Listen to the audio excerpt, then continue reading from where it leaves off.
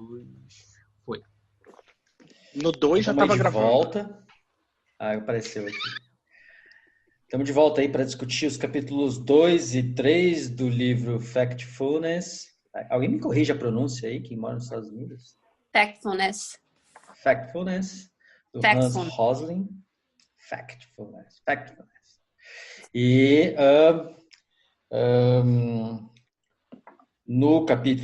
na introdução do capítulo anterior, a gente fez ali a pequena pesquisa lá e ele está agora aprofundando essa discussão em cima. Ele usa as pesquisas, aquela pesquisa como aquele questionário como base para discutir o livro, né? E ele aprofunda agora nos vieses. Não são bem vieses, né? Ele parece viés, mas ele não dá essa explicação tão científica como, por exemplo, os livros do Kahneman ou essas outras coisas que a gente conhece. Mas bem, então, no capítulo 2, ele fala um pouco sobre...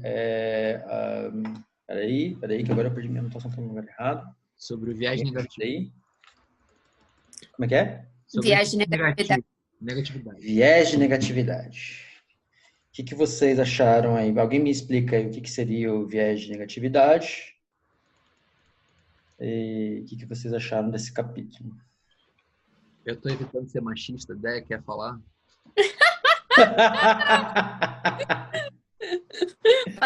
Faça batata quente.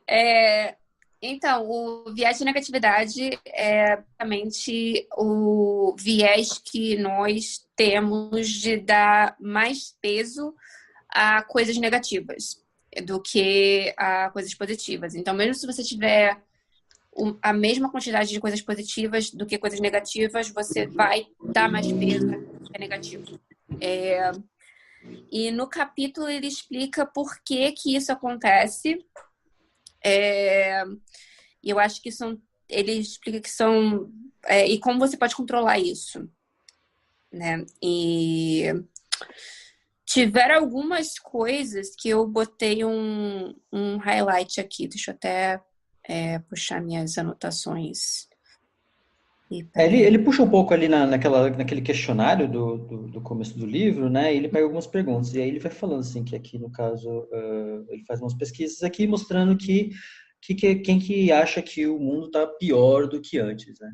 E aí ele vai mostrando que todo mundo acha que está pior. A grande maioria acha que o mundo está pior.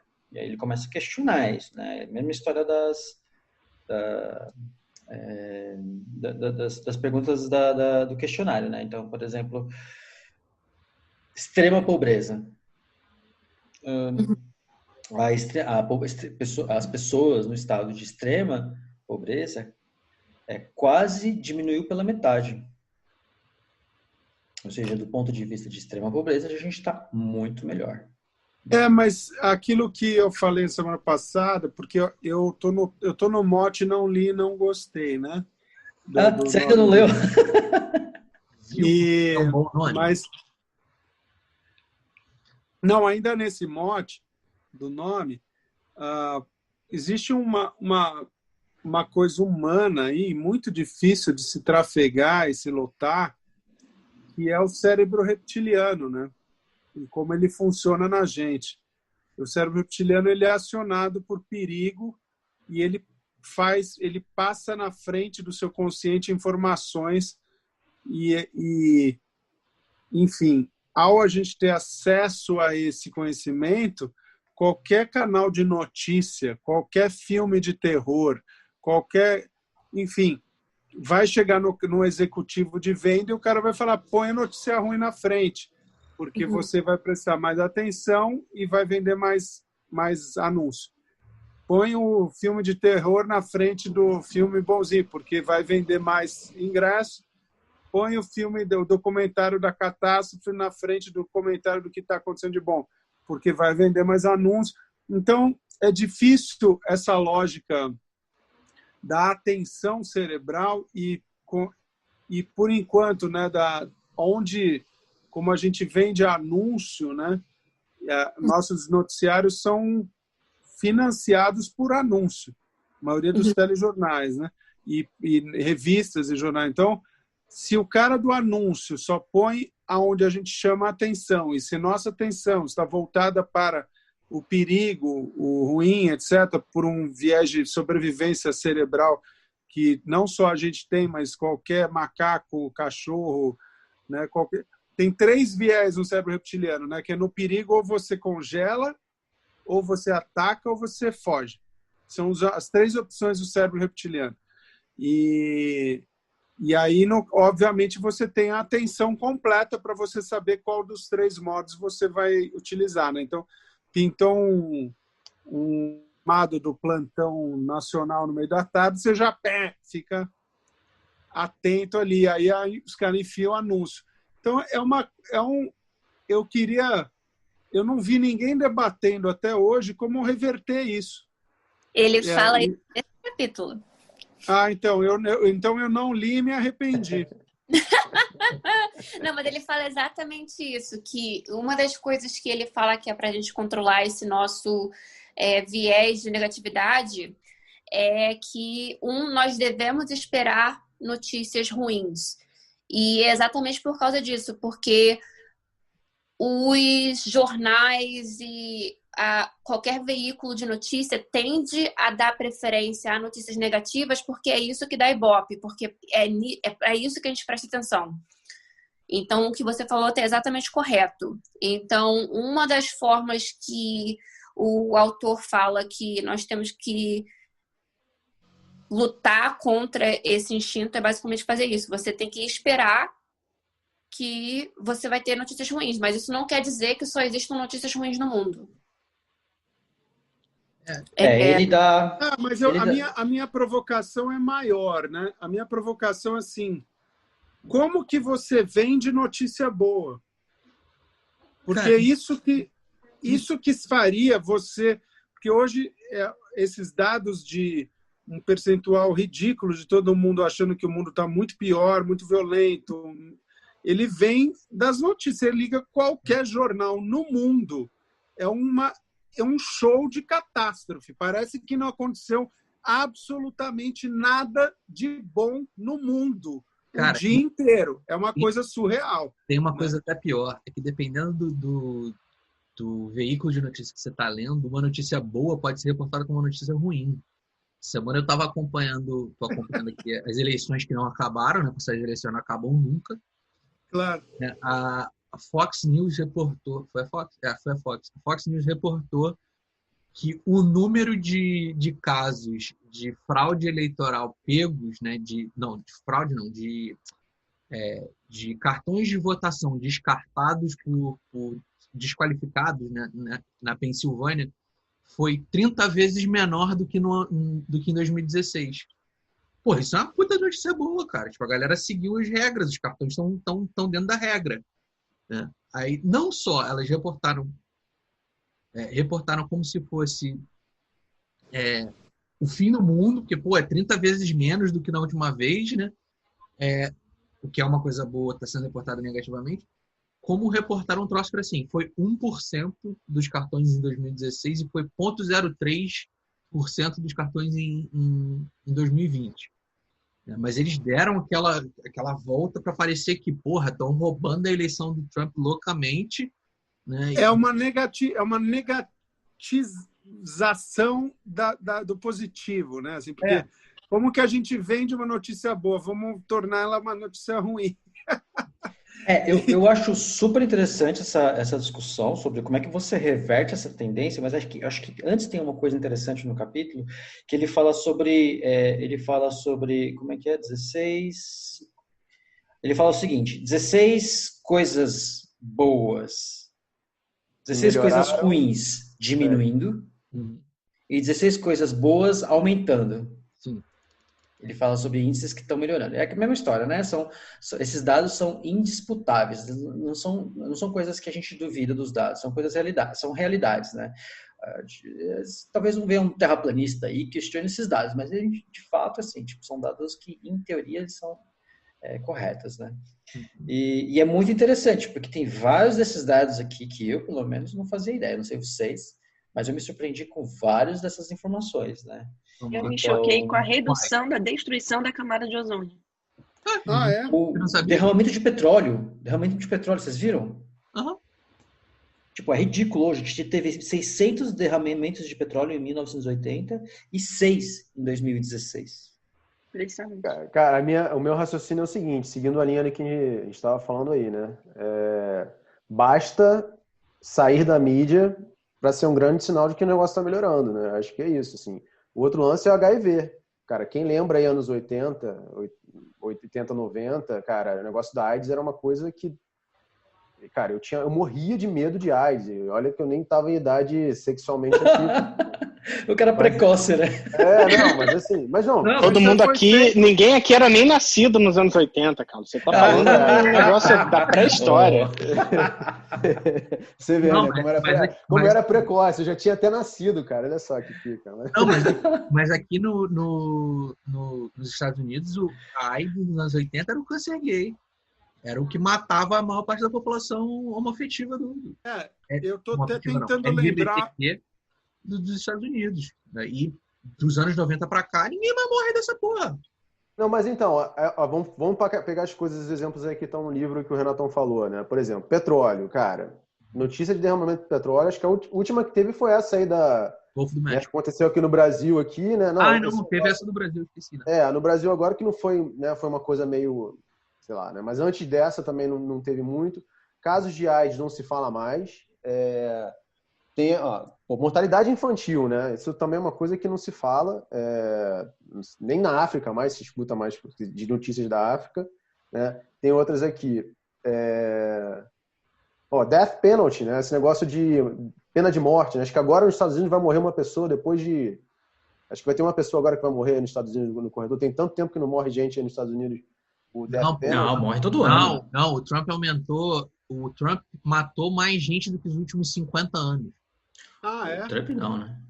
O governo, os governos apoiados. Bom, então beleza. Então falha minha, tudo bem que eu vou me desculpar porque eu não moro nos Estados Unidos. Mas assim, não é notícia. Não é notícia. Não é notícia. E o lance da camada de ozônio. O lance da camada de ozônio, cara. Se a gente quiser entrar na polêmica, também teve aí, quando a discussão é essa questão de gases de efeito estufa. Uma das coisas que os caras que defendem falam, né, que a gente não está destruindo a Terra, é exatamente isso. Olha, a gente teve um problema na camada de ozônio, ninguém mais fala nisso, né? E agora o problema virou outro, a narrativa mudou. Mas é exatamente isso. Tudo que a gente não escuta é sinal que está melhorando. Eu acho que é mais ou menos isso. Se a gente quiser tirar uma regra para saber se as coisas estão melhorando, é só a gente lembrar das coisas que não estão mais sendo faladas. Isso é uma coisa que eu não sei quem falou, foi o Gabriel do câncer gay. O nome da AIDS era outro, né? Era GRID. Era Gay Related, eu acho que não sei o que, disease, né? Eu não sei o que era o I. Mas provavelmente immune deficiency. Isso, exato. Immune disease. Agora, eu não sei, ele falou no livro dos índices de contágio, é que hoje a gente tem, a AIDS é controlada, né, como uma doença, né, como você consegue viver umas décadas aí tomando coquetel. Mas ele falou da diminuição de morte ou de infecção? Alguém sabe? Infecção. Infecção por milhão. Então, atualmente são 241... Caiu mais da metade. Em 96 chegou a 550, hoje em dia são 240 infecções por milhão de pessoas. Substancial, né? Foi uma queda, assim, metade, mas... Sim. Não, isso com Igreja Católica lutando contra durante anos. Isso com os protestantes lutando desesperadamente contra. Isso com governos na África que são contra a instituição de camisinha. Então, assim, e ainda assim o número de infecção de HIV diminuiu absurdamente. Essa discussão eu acho que é muito interessante que o Gabriel está falando, da influência dos governos nessas coisas, quando ele vai falar do Egito. E religião, né? Governo e religião. Então, esse negócio ele toca na questão da religião, que também é uma discussão super interessante. Lembrando que tivemos 2 décadas de Karol Wojtyla, nosso ex-querido Papa, indo abençoar os moribundos infantis da África e elogiando o não uso de camisinha pela população. Bicho, era surreal esse cara, assim. Até ano passado a Igreja Católica era absolutamente contra. Ano passado é que esse nosso abençoado Francisco, quem diria que um argentino Um argentino. A diferença é que agora o Papa argentino tá no Instagram curtindo foto de mulher de biquíni. Curtindo foto de mulher brasileira ainda, né, cara? Mulher brasileira. Tem bom gosto, cara. Mas... Que babado é esse aí? Ele curtiu uma foto de uma modelo. Pela segunda vez já, curtiu a foto da mesma mulher de biquíni. E nem uma dessas filósofas do Instagram. Mas não é uma modelo... Não, mas tipo até o Gisele ano Bündchen, passado... não, né, cara? Mas assim, digressões à parte, eu acho que o motivo de eu estar nesse grupo é mais pelas digressões do que qualquer outra coisa, né? Mas para ajudar o Renato, o Roslin fala lá pelo meio do capítulo, eu acho que ele fala super rápido, porque eu tô ouvindo o audiobook, né? Ele fala super rápido das duas medidas mais importantes para melhorar, no geral, a qualidade de vida das pessoas, que é o governo investir em educação e saúde básica. Que é o que, tipo, muda o jogo do 1 pro 2 e dali, tipo, dá uma estabilizada, né? Ele fala das curvas. Depois esse é o próximo capítulo. Enfim, ele fala das curvas, mas ele, tipo, o que muda o jogo de muita gente e o que é a maior semente, provavelmente a mais efetiva do desenvolvimento e de melhora da qualidade de vida é educação, saúde básica, que remete a tudo isso que a gente está discutindo sobre desinformação, sobre que acho que é o principal ponto do livro, que é data literacy, né? Não sei, tá me faltando agora em português. É saber entender dados, saber entender os números. Tipo, começa com educação básica e o mínimo de saúde para as pessoas conseguirem trabalhar e sobreviver. Mas ainda sobre os dados aqui que ele mostra, 16 coisas ruins diminuindo, uma das coisas que me surpreendeu, ao contrário, foi a escravidão. Vocês não acharam? Tem ainda 3 países que têm escravidão legal no mundo? Não. Não o quê? Não tem mais? Me surpreendeu. Não te surpreendeu? Não. Que países são esses? Cara, Acho que são os mesmos 3 países que têm gasolina com chumbo. São 3 também, cara. Se eu olhar ali. Deve ser o mesmo lugar. Né? Alguém procura aí Eu tô evitando ser preconceituoso, mas se eu não me engano, são 3 países. Não chuta não, Gabriel. Não, são 3 países do Oriente Médio, que eu tô evitando ser preconceituoso e dizer quais são. Procura aí no Google aí, a gente já volta nisso. Vou jogar aqui no... Bom, então pro Rony que não leu aí, as 16 coisas ruins que estão diminuindo escravidão legal, derramamento de petróleo, o custo de painel solar, o número de infecções de AIDS, número de crianças, percentagem de crianças morrendo antes do 5º aniversário, Battle Deaths. Battle Deaths como é que fala? É duelo? Morte em combate. Duelo. Não é duelo? Não. Battle Deaths é morte em combate, é conflito armado. Morte em combate. O número de mortes diminuiu drasticamente depois da... Qual que é o nome técnico? Battle Deaths. Mortes em combate. Então, basicamente, em tempos de guerra. Morte em tempos de guerra, é isso? Não é em tempos de guerra. Isso é o buraco do coelho, né? Não vamos entrar nisso. É morte em conflito armado. Battle. B-A-T-T-L-F. Tá, aqui só para exemplificar. Meu inglês... Favela no Rio de Janeiro. As mortes ali de guerra de polícia e traficantes. Isso é Battle Death? Seria Battle Death? Não. Pela estatística oficial, não. Porque é como o governo do Rio, que é famoso já por jogar uma fumaça nesses dados, como retrata. Dificilmente eles são tratados como confronto. Enfim. Senão seria guerra civil, né? Ninguém admite que isso é guerra civil. Apesar de ser na prática, né? O negócio é que as mortes, ele chega a falar disso, né? Morte em combate diminuiu drasticamente depois da Segunda Guerra. Deve ter dado uma subida nos anos 90. E depois ficou estável até a guerra da Síria. Que aí degringolou de vez. Bom, aí depois ele tem o death penalty, que alguns podem alegar que não é uma coisa boa diminuir death penalty, né? Aí tem o chumbo na Ó, os países que tem São 3 também, ó. São 3 também. Por isso que eu acho que são os mesmos 3 que tem escravidão legal. tem escravidão. Ó. Eles botam os escravos para botar chumbo na gasolina, deve ser. Ó, países que têm escravidão legal: Mauritânia, Líbia e Uzbequistão. Países que têm escravos modernos: China, Índia e Coreia do Norte. Peraí, volta aí no escravo legal. Escravo legal, Mauritânia, que é um país desse tamanho. Uzbequistão, que é um país um pouquinho maior, mas também é uma merda. E Líbia. Caralho, você tá falando sério? Líbia do Gaddafi, cara. Mas tem outra coisa que não entra nessas estatísticas e eu acho que é interessante citar, porque é também um dos temas do livro. A questão aí, você olhar os dados, não é só aonde é legal, é aonde a escravidão não é criminalizada. São 94 países. Porque existe uma diferença enorme, que é praticamente metade dos países reconhecidos, né? É uma diferença enorme entre ser ilegal é um crime, que é um ponto, ser legal, tudo bem, você ter escravos, que é outro ponto, e o ponto no meio que não é ilegal. Então, se o governo não tiver... se o governo estiver em cima, você pode ter escravos à vontade. Tem muitos... Nos Estados Unidos, se eu não me engano, não é ilegal. Não é criminalizado. Tem que olhar, mas aqui tem muita variação por estado.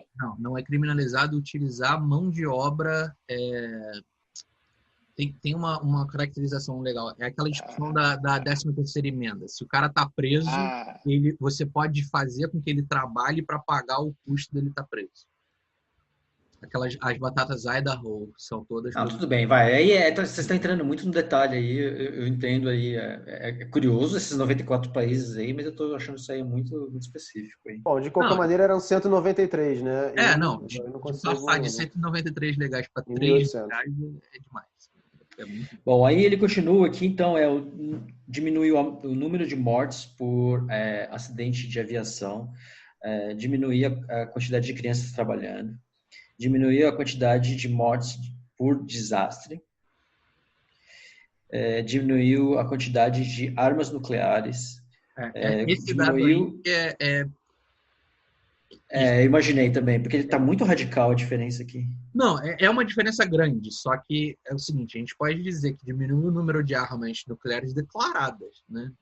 A Rússia diz que desmembrou sei lá quantas warheads. A Rússia diz é uma frase maravilhosa. Né? Eu gosto de frases, a Rússia diz, Cuba diz, eu adoro essas frases.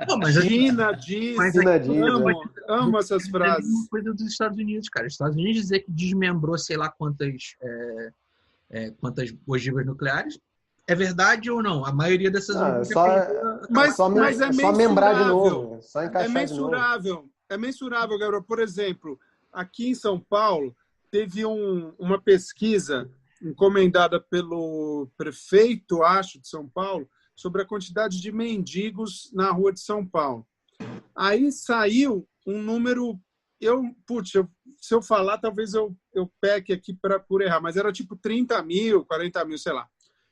E aí veio uma outra empresa de pesquisa e falou, vocês fizeram num método equivocado, pois vocês, papá, esqueceram de X não sei o quê, o número real é 69 mil, sei lá. Assim. Por que eu estou falando isso? Porque em países democráticos, as empresas que fazem o aferimento das informações, elas são questionadas por outras empresas com outros métodos que chegam a resultados diferentes. Então, quando a Rússia diz, a China diz ou Cuba diz, óbvio que não existe nenhuma outra pesquisa a não ser a encomendada pelo próprio país. Quando os Estados Unidos fala, eu acho que lá a gente pode conferir que deve ter empresas de pesquisa conferindo esses dados aí, né? Sei lá. O grande problema é que, assim, quando a gente está falando de dados nucleares, especialmente nos Estados Unidos, não dá para ter outra empresa fazendo auditoria. Não dá, não existe essa possibilidade. É estratégico. É estratégico, é dado que eles não vão compartilhar. E, assim, é difuso, é esquisito de propósito. Mas só a gente, então, só o Brasil que divulga que a gente não tem bala para um dia de combate. Então, Isso. A gente divulga certo. Temos 0 armas nucleares. Aí, tá certo. Não, mas que armas nucleares se temos pólvora quando a diplomacia acaba? Não, mas o Brasil se beneficia muito do fato de que a Venezuela, por exemplo, não tem querosene para voar a porra do jato. Claro. Tem o jato mais moderno da América Latina, mas não tem gasolina. Então, assim... Gente, deixa eu fazer um adendo, só porque a Raquel mencionou essa frase, eu tô, muito timidamente, ao longo dessas 2 semanas que o Bolsonaro, esse anormal, esse acéfalo que está na presidência, falou essa besteira, que não é uma besteira o que ele falou. É uma besteira porque é o Bolsonaro falando e por causa do contexto. O que o Bolsonaro falou para a gente que está no meu campo, que é estudar do Gabriel também, na verdade é o que muita gente sonha em ouvir um presidente brasileiro falando há muitos anos. Uma verdade que não se aplica à situação. É exatamente isso. O problema é o Bolsonaro falando naquele momento. Não, mas o recorte... O problema é um imbecil falando a coisa certa no momento errado. Claro. Não, mas aí vale para tudo isso, André. Você pode virar para o cara vira e fala assim, né? Eu ia falar uma puta abobrinha agora, mas dependendo... Pode falar, não tá gravando não. Aí você vê, né, como é que é. É só um negócio que tá sendo gravado, a galera já começa a se autocensurar. Se policiar, né? É um negócio, Rony, inclusive... Cadê a liberdade de expressão, cara? O politicamente correto é foda. Aí, Não, mas o contexto é tudo, né? O contexto é tudo. Ele não... Se o cara... A Dilma poderia estar certa se ela falasse estocavento num evento da Harvard sobre estudo do vento. Né? Falou, escuta, tem alguma coisa aí relacionada a esse estocavento? Alguém poderia falar, não, sua maluca. Não, mas estaria dentro de um contexto mais razoável. Não tem. Não tem nenhum contexto razoável para estocavento. Não tem. Não, mas a história da mandioca era muito boa, tá? Eu acho que contexto razoável para saudar a mandioca deve ter. Sim, tem. Excelente. Índios brasileiros devem saudar a mandioca em algum momento. Né? Eu acho que muita gente que sauda a mandioca. Enfim. Como um alimento acessível para várias pessoas e nutritivo. Vocês que estão pensando besteira aí. É que você poderia fazer muito mais alimentos baseados nos subprodutos da mandioca do que, por exemplo, em trigo, que a gente não produz. Trigo, ele é de país temperado. Não dá para plantar trigo no Brasil. E a gente importa trigo. E a gente consome uma grande parte da nossa alimentação é baseada em trigo. Então, essa coisa de saudar a mandioca... Mas vai dizer que o pão francês não é bom? Não, é bom, mas tem um monte de coisa que é boa e que é caro, que é imprático. Mas tapioca, trigo porque trigo não tem nutricional nenhum. Trigo não deveria ser na base da nossa alimentação de forma alguma. Exatamente. Esse é o ponto. Tapioca, quando ela fala de saudar a mandioca, é um pouco nessa linha, assim. Então, por isso que eu acho que, nesse aspecto, eu defendo. O do vento eu já não sei, mas a da mandioca eu concordo com ela. Mas você acha, mas estava nesse contexto da mandioca? Eu até acho que entender sim. Qual é o contexto das coisas que a Dilma falava, gente. Mas eu acho que sim. Eu entendo que faz sentido. O argumento eu acho que é bom, entendeu? Se ela dominava o assunto. Os 2 seguidores do Spotify já vão falar, esses caras são uns petistas malucos que já reclamaram, ficaram terraplanista, já falaram, já estão defendendo que a Dilma estava certa.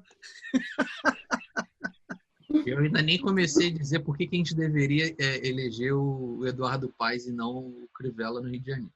Galera, vamos voltar pro livro. Então, a gente estava aqui nas armas nucleares, os outros números que ele fala, smallpox, eu não sei o que é smallpox, traduz alguém aí para mim. Varíola. A varíola foi erradicada na grande maioria dos países, né? Não é nem... total. A quantidade de poluição no ar diminuiu, o ozônio, os danos na camada de ozônio diminuíram e a fome diminuiu. Deixa eu fazer mais um adendo / digressão, que o Carlos citou o negócio da camada de ozônio e o Roslin fala da camada de ozônio, mas a camada de ozônio é um caso interessante de cooperação internacional, de como funcionou. Teve uma campanha que virou um acordo, um tratado internacional para banir os gases que na época estavam... CFC. Exatamente, teve um tratado internacional e aí todos os países baniram e aí todo mundo começou a usar um outro tipo de gás, que aí eu já não me lembro mais a sigla, e aí descobriram que esse gás também fazia mal pra cacete pra camada de ozônio. Mas, e aí começou a ser banido... começou a ser banido paulatinamente, mas o interessante, na verdade, é que essa questão da camada de ozônio, para quem cresceu nos anos 90, era um negócio que estava sempre bombando, e aí no final dos anos 90, começo dos anos 2000, teve essa campanha, teve um tratado internacional, começaram a banir, pronto. Sumiu o problema da camada de ozônio. Mas aí problemas mais gerais relacionados à mudança do clima começaram a aparecer nas manchetes. Perdão, Déia. Qual tratado internacional foi esse? Porque isso é o Tratado de Paris, de 92? Não, o Protocolo de Kyoto. Protocolo de Kyoto. O Protocolo de Kyoto, inclusive, sensacional. Tem várias coisas legais. Isso aí, acho que é papo. Foi o que criou o crédito de carbono que possibilitou a criação da Tesla. A história do crédito de carbono é maravilhosa também. Mas então, ele depois fala de 16 coisas boas que aumentaram. Aí o primeiro aqui que ele fala é novos filmes. Vocês concordam que isso é uma coisa boa? Eu não sei dizer assim. Não, o Rony vai concordar, com certeza. Por quê? Como por... Você ter mais... O Rony tinha que ter lido esse... Gente, vocês têm que falar qual foi a estatística, porque ele não leu o capítulo. Ele não leu e não gostou. Novos eu não li, filmes... não gostei. Lembrando que hoje eu sou o que não li, que não gostei. Quantidade de novos filmes. Gente, mas eu acho que quando você tem mais filmes sendo produzidos, você tem que pensar que filme é cultura. Quando você tem mais tempo para se dedicar à cultura, isso quer dizer que a média da qualidade de vida de todo mundo é maior, para você poder despender mais recursos em filmes. Então, eu acho que é isso que essa métrica significa. Concordo. Depois ele fala sobre o violão, que também é muito legal. Eu acho que estatística, ele fala disso também, né? Acho que a estatística depende de como você olha também, né? Eu acho que... Porque assim, olhando isso que o André falou, eu concordo, é verdade. De repente, fora do Brasil, se a gente pegar o número de novelas fabricadas, sei lá, assim, novela no Brasil, desde, não sei, né? Acho que novela foi uma coisa que foi criada aqui no Brasil, talvez. Não necessariamente quer dizer que a população tem mais cultura por ver novela, entendeu? Sim, mas é mais a questão do que... Eu acho que talvez a palavra... É porque a gente pode... Eu entendi esse ponto. Cultura é uma palavra complexa. A palavra cultura, mas talvez o... É lazer, tempo ocioso. O lazer. Eu acho que foi a palavra certa que o André utilizou. Que é lazer. E se a gente for falar da questão de novela, um fato, não sei, eu não pesquisei isso, mas eu vi um relato de que no Brasil, especialmente na década de 80 e 90, um dos motivos principais de anime, os desenhos japoneses, serem populares no Brasil... Otaku mesmo, sou mesmo. Mas um dos motivos deles serem populares na América Latina e não ser popular aqui nos Estados Unidos é porque a América Latina não tinha dinheiro para produzir as próprias coisas. Então era mais barato você importar e fazer a dublagem do que você produzir uma coisa nova.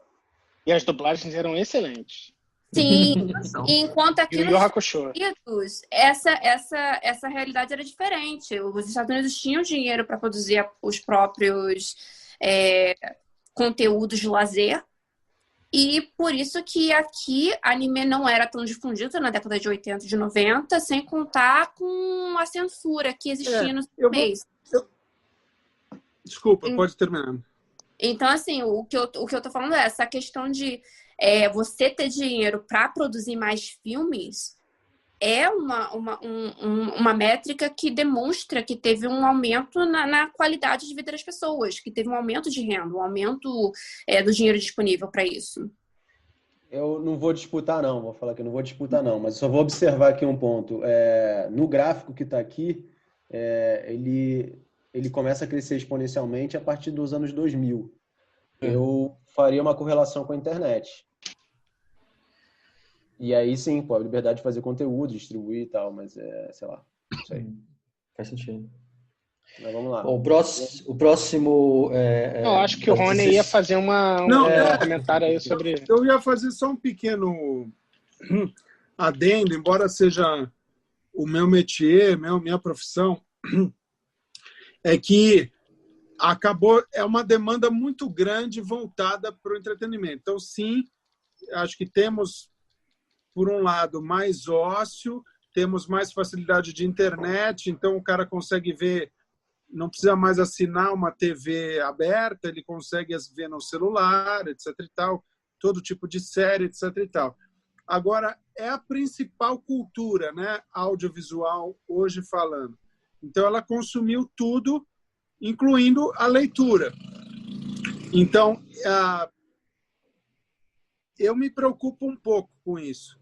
Assim, eu me preocupo um pouco com como isso come outros espaços, como a leitura e tal. Mas eu concordo que enfim, é muito bom. A população que só estava acostumada a ver TV aberta no Brasil, até pouco tempo atrás, né, tinha 2 canais para assistir. Pô, sei lá, 15 anos atrás, dava meia-noite e saía do ar, bicho, a TV brasileira. Ficava lá. Então, hoje você tem 24 horas de programação nas TVs e tem o auxílio da internet, do YouTube, etc., para aqueles que têm acesso à internet, que ajuda muito. Mas ainda hoje, minha crítica é essa, acabou comendo muito, eu acho, na parte da leitura, de outras coisas que são igualmente importantes. Mas a é produção de novos filmes que são tipo features. Então, assim, filmes longos, longa-metragens. Então, eu acho que... 2 pequenos comentários. Andréia, você pode fazer a sonoplastia aí do filme, da TV que desliga depois da meia-noite aí? Como é que é? Não, quem tá fazendo sonoplastia hoje é o Rony, parece. Não, eu entendo, assim, a preocupação do Rony é uma preocupação justa, né? O fato de você ter uma mídia dominando, ter uma mídia que está sobressaindo a todas as outras, pode ser uma coisa perigosa, pode ser uma coisa complicada. Ao mesmo tempo, é inegável o impacto, por exemplo, da internet na revitalização de certos espaços. Por exemplo, assim, vamos fazer aqui um exemplo bem babaca. Você vê o fenômeno do stand-up no Brasil. Ele começou com uma galera, hoje em dia é outra galera. Isso assim, eu falo de Thiago Ventura, que é o maluco do Taboão da Serra, que hoje em dia é o melhor atriz de comédia do Brasil. Aquele outro menino que também é do mesmo grupo que ele, é o... Segue adiante, Gabriel. De qualquer maneira, esses caras, assim, eles vieram de uma área que nunca teve atenção e trouxeram um público para o teatro que não existia antes, né? E assim, por causa da internet. Então, você dizer que uma mídia está dominando, as outras vão ficar jogadas, não vão ter espaço, não é necessariamente verdade. Você pode ter uma mídia que domina, mas que abre espaço para outras. O YouTube é uma mídia que domina, certamente. Ninguém aqui vai discutir o poder e o alcance que o YouTube tem, mas, ao mesmo tempo, o YouTube foi responsável por revitalizar o teatro em 90% do país, em 90% do Brasil. Então é o nosso próprio caso, né? O nosso próprio caso aí, que a gente está lendo esse ano aí. Eu acho que, eu não sei se é o caso de todo mundo, mas eu converso muito com o Carlos sobre isso, assim. Se não fosse a gente debatendo esses livros aqui, a gente leria provavelmente muito menos, né? Então, tipo, sem dúvida. A internet aí sendo usada de alguma forma diferente e quem sabe a gente inspire outras pessoas a fazerem o mesmo, né? Então... Eu queria adicionar uma outra coisa, que é, assim, mais um questionamento. Eu não tenho a resposta para isso. Eu não sei até que ponto, eu não discordo do Rony, de achar que tipo, uma mídia que é... Eu não sei, também não quero falar para não parecer muito escroto e elitista, mas uma mídia que é o acesso... Não, mas a questão é o seguinte, eu entendo o que o Rony está falando, que a leitura e outras formas mais instrutivas de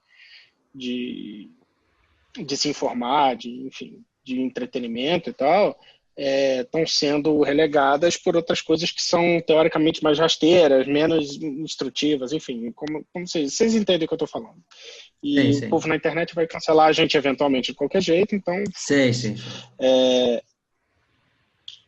Mas eu não sei até que ponto as pessoas no passado liam mais do que leem hoje. Eu acho que é romantizado. E aí, exatamente. E é um ponto que o Roslin fala, que é a questão da nostalgia, né? Não é necessariamente um viés, como você disse, ele nunca chega a falar viés, mas tem várias coisas aí que a descrição que ele usa é claramente um viés. É o viés da nostalgia, de olhar para o passado e pensar que as coisas são melhores. Não estou falando que é o caso do Rony, mas eu acho que isso é uma concepção comum de que a televisão... essas coisas estão diminuindo o nível de instrução das pessoas. Não, mas eu não estou dizendo isso, é você que está dizendo. Mas eu não sei se as pessoas no passado liam muito mais do que leem hoje. Não. E aí, mas as pessoas, com certeza, hoje veem muito mais YouTube, têm muito mais acesso a outras fontes de informação e entretenimento do que tinham no passado. Então, acho que assim, no saldo, a coisa é positiva. Não, e o nosso deixa eu só falar uma pesquisa do Itaú Cultural, é isso? Instituto ProLive Itaú Cultural. Gostamos.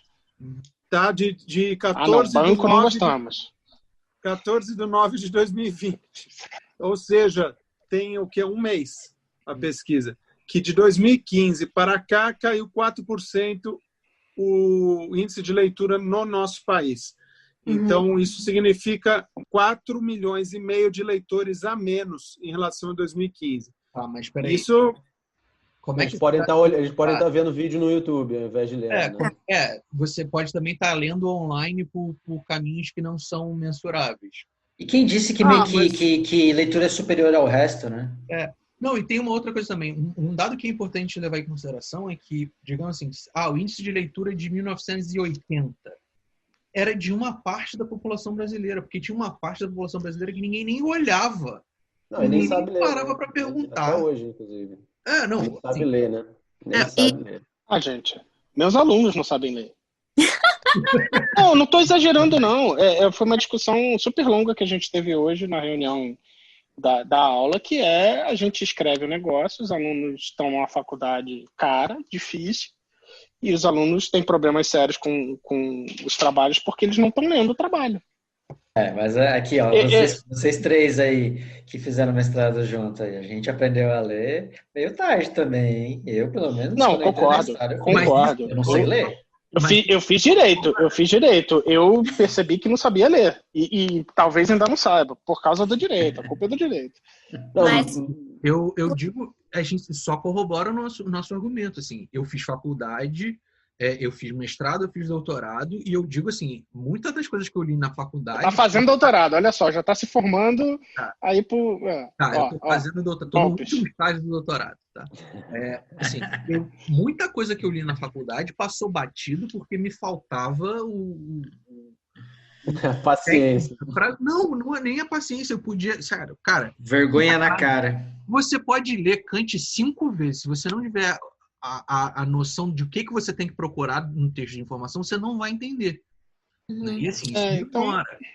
Mas voltando aqui para o que o Roslin fala, eu acho que ele vai com uma frase que eu destaquei aqui no capítulo, que ele fala o seguinte, ele estava falando de uma pergunta que perguntava qual era a expectativa de vida do mundo e falando que muitas pessoas erraram a resposta para essa pergunta.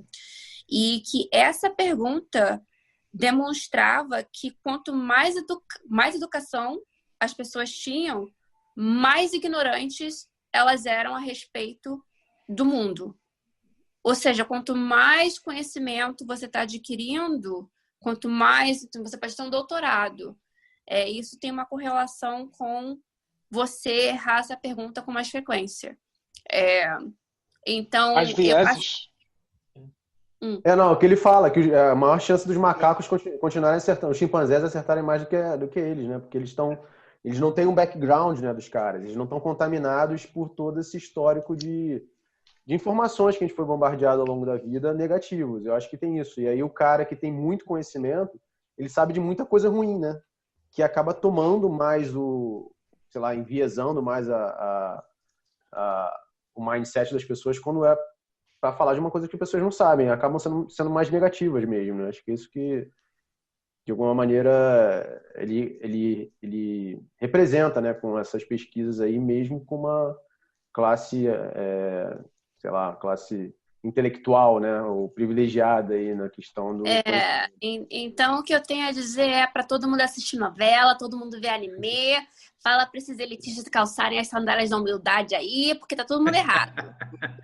Bom, eu vou ler, só para corroborar, uma outra coisa do New Yorker, tá? Uma reportagem do New Yorker de 2018, falando que between 2003 e 2016, nos Estados Unidos, a quantidade de tempo de um americano médio para leitura caiu de 36 horas para 29 horas. Então, isso e a reportagem continua dizendo que continua caindo. Então, enfim, tem um gráfico aqui, Trends in America Reading, assim, o gráfico é uma queda do avião da TAM, cara. É bem... Cara, mas eu continuo achando esses dados perigosos, eles são dados enganosos. Se você olhar, por exemplo, aqui nesse grupo, quantas pessoas usam audiobook para ler? Não, mas nem fala... Não, mas aí é considerado leitura, eu acho. Não é. Não, eu acho que esse é um ponto. Assim, ó, outra coisa, eles estão migrando, de repente. Não quer dizer que o cara está consumindo menos cultura. O cara sai de uma mídia para outra. Ele sai de uma mídia escrita, uma mídia escutada ou para um vídeo, cara. Hoje você consegue ver conteúdo de um monte de coisa no YouTube. E assim, eu acho que faz mais sentido botar os gráficos assim, né? Tipo uma correlação entre diminuição de leitura versus crescimento de consumo online, sei lá. Olha, se o pessoal da minha área publicasse vídeo no YouTube ao invés de escrever artigo, eu preferia ver vídeo no YouTube, tá? Então... Não, mas olha que interessante, porque na verdade o Roney, ele é exatamente o viés, esse capítulo. Ele é a descrição disso, porque é isso, né? É exatamente como você tem uma tendência a achar que os indicadores ou que o mundo está pior hoje do que estava antes. E aí, mesmo que a gente apresente aqui muitos dados mostrando que como o mundo está melhorando, ainda vai achar coisa falando assim, olha como o mundo está pior. Vou fazer o advogado do diabo e dizer que ele está achando dados também mostrando que o mundo está pior. Claro. Ou seja, é uma luta de narrativas. Eu não discordo disso, mas é só tradicional à literatura americana média. Entre os 50 tons de cinza e assistir uma palestra do Peterson no YouTube, eu prefiro que alguém assista a palestra do Peterson. Olha lá, hein? Quem te viu, quem te vê, hein, Gabriel? Vocês sabem o quanto eu detesto esse infeliz. Foi só começar a gravar que sai, né? Tá vendo? Aí, não, vocês sabem o quanto eu acho eu vou ficar com 50 mas é o quanto eu odeio os 50 Tons de Cinza, que é um livro tão merda que eu acho que, cara... Se for consumir pornografia, que seja pornografia de verdade, não disfarçada. Esse livro é ridículo. Pode ser também. Erótica, né? Pornô, erótica. Não é pornô, é erótica. A Déia e o André podem acho que podem confirmar. Assim, se você for a qualquer farmácia meia bomba aqui, tem uma seção de livros, alguns eróticos. Isso é verdade. Que eu falo, cara, eu prefiro que o cara eu posso 10 minutos vendo uma palestra do Zizé. Gente, vamos deixar de ser elitista. Não, ó, eu vou uma coisa que o Gabriel citou, eu acho que é super positiva. Rapidinho, Rony, já cala a boca. Mas eu acho que esse é um ponto interessante. Para quem mora nos Estados Unidos, talvez a gente não perceba depois de um tempo, mas eu acho que é uma diferença absurda de, por exemplo, do Brasil, que, sejamos justos, o Roslin cita várias vezes como melhorou nos últimos anos e tudo mais. Mas é uma diferença brutal de você vai numa farmácia e tem uma estante cheia de livro. Não importa o que é, se é tipo pornografia para senhoras, se é tipo vaqueiro malhado na capa. Não importa, é livro, cara. As pessoas estão lendo, as pessoas consomem cultura, consomem entretenimento. As pessoas, enfim. Achei seu comentário que é uma diferença... Não, Cara, pô, tem de tudo. Tem, como é que é o negócio de literatura para jovens, tem, tipo, esse segmento que eu acho fascinante. Eu não acho ruim, não. Fascinante esse negócio de, tipo, uma literatura não é erótica de verdade, apesar de alguns pontos serem chamados de erótica. É uma literatura mais adulta, claramente segmentada para mulheres de meia idade adiante. Tipo, o negócio aqui é formatado para o mercado certo. Mulheres, pô, pode ser agora. Tudo. Não, enfim, quem lê, né? Quem gosta de ler. Temos que ser isso, aí fica vendo porn. Mas tem livro pra cacete. Agora, posso agora jogar um pouquinho de água nesse feijão, pegar uma tangente já para provocar todas as meninas do grupo. O sucesso do 50 Tons de Cinza é fantástico para mim, psicologicamente falando. Numa era onde todas falam do empoderamento, da importância do feminismo, vem uma fantasia onde a menina assina um contrato delegando todos os poderes para o cara, inclusive o de comer ela, sexo anal com ela. E as meninas ficam loucas com o livro e não acham que tem alguma coisa errada no discurso feminino. Mas na vida real é o contrário. Posso dizer que Calma aí. Deixa as mulheres falarem, gente. Deixa as mulheres falarem. Vai. Então, vamos discutir isso então. Quem aqui leu a trilogia inteira, então? Que vocês estão fazendo crítica? Quem leu a parada inteira? Quero saber. Eu não consegui mas o ler mais primeiro já veio duas páginas. Leu 2 páginas. Eu acho que a Raquel quis dizer que na vida real tem homem assinando contrato por sexo anal. Quem mais leu essa? Quem mais leu? Não inclui essa cláusula aí. Eu não sou maluco de ler, eu vi o filme merda, em vez de ler o filme. Então tá criticando sem saber. A mulher do filme é isso. Peraí, você então viu o filme e não leu o livro, Rony? Então você está contribuindo aí para as pessoas que param de ler e só assistem filme. Olha só. Vamos fazer então a análise aqui. Peraí. Merda, tem que Deixa eu fazer a minha defesa aqui. Por que a mulher do filme é bonita, hein? Eu tentei ler o primeiro capítulo. Eu achei tão ruim, tão mal escrito que eu não consegui terminar de ler. Deixa as meninas falarem, Gabriel. Deixa as meninas, vamos lá. Então, vamos falar de sexualidade feminina, então? Vamos falar dessa parada? Adoro. Legal. Então, é muito comum, acho que no universo sexual feminino, você ter essa questão de ter a questão de submissão, mas é sempre um homem maravilhoso, bonito, que vai fazer exatamente o que você quer, mas que tem essa fantasia do, não quero. Por quê? Porque existe na nossa cultura essa questão de que mulher não pode ser a ativa, não pode ser a pessoa que inicia o comportamento sexual, não inicia a atividade sexual. Então, você ter essa questão de ter, não, porque eu não tive escolha, mas todas as minhas coisas estão, tudo que eu queria está acontecendo, é uma fantasia. Tira o fardo, né? Eu assinei ele que fez, eu não fiz nada. Ele que... Então, assim, meu Deus, ainda sou a santa. Isso, uma fantasia. É puta na cama, porque é isso que homem gosta, né? É santa na frente de todo mundo, mas na cama tem que ser puta. Amém. Eu não vou falar que 50 Tons de Cinzas é uma obra maravilhosa de literatura, não é. Começou como uma fanfic de Crepúsculo. Deus me livre, é ruim o suficiente.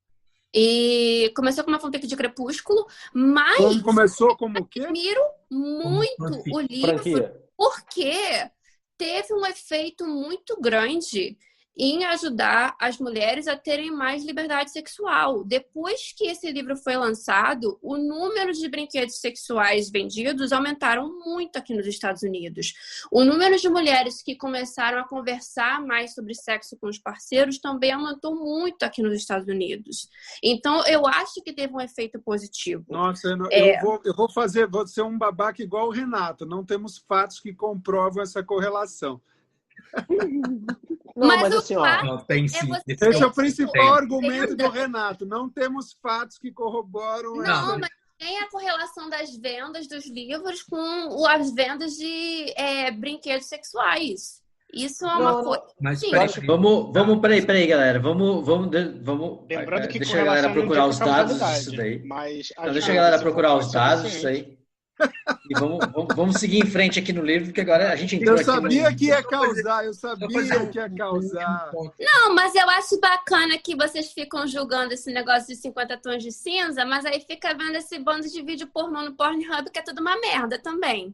Olha, a diferença é que 50 tons de cinza imprime um monte de livros e o Pornhub planta árvores.